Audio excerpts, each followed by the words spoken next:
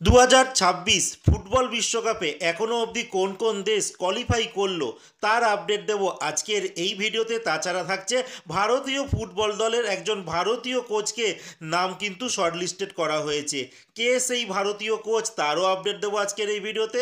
কলকাতার আরও এক প্রধান এবার ট্রান্সফার ব্যান কিন্তু খেলো, কোন দল তার আপডেট দেবো। আর দেবো মোহনবাগান ইস্টবেঙ্গলের ঘর ভাঙতে চলেছে মোহামেডান স্পোর্টিং।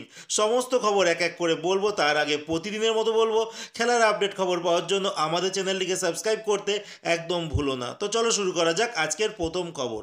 আজকে প্রথম খবরটি বলছি 2026 ফিফা ওয়ার্ল্ড কাপের জন্য কোয়ালিফিকেশন রাউন্ড প্রত্যেকটা মহাদেশের প্রত্যেকটা দেশ কিন্তু খেলছে।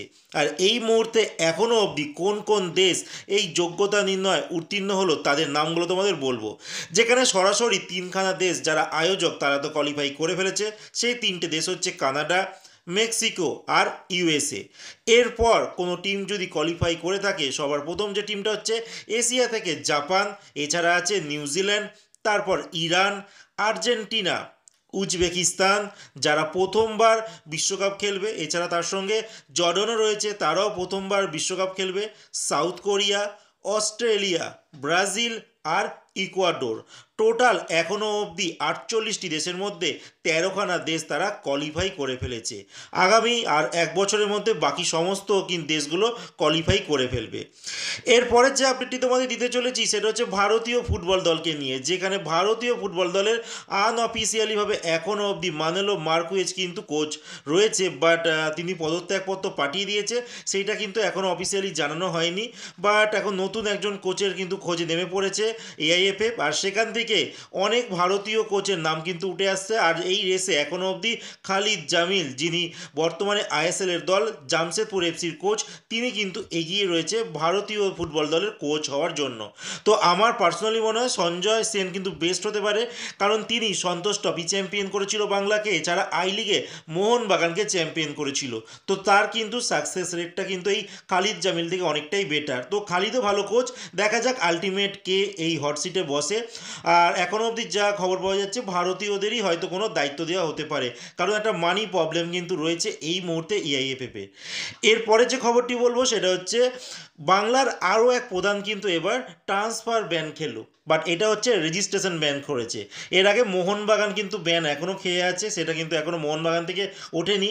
এরপর তৃতীয় প্রধান মোহামেডান স্পোর্টিং, তাদেরকেও কিন্তু এআইএফএফ এর তরফ থেকে কিন্তু অনৈতিকভাবে খেলোয়াড় সইয়ের জন্য তাদেরকে রেজিস্ট্রেশন ব্যান করেছে 1 বছরের জন্য। তারা 1 বছর কিন্তু কোনো খেলোয়াড়কে রেজিস্ট্রেশন করাতে পারবে না, কারণ এই জন্যই বলা হচ্ছে যে অনিয়মিতভাবে কিন্তু তারা খেলোয়াড়দের সই করিয়েছে। এছাড়া এই যে কয়েকগুলো ম্যাচ চলে যাচ্ছিল আইএসএলে, তখন দর্শকরা মোহনবাগান স্পোর্টিংয়ে তারা কিন্তু মাঠে জলের বোতল অনেক কিছুই কিন্তু তারা ঘটনা ঘটিয়েছে, তার জন্য 30 লক্ষ টাকা ফাইনও করা হয়েছিল।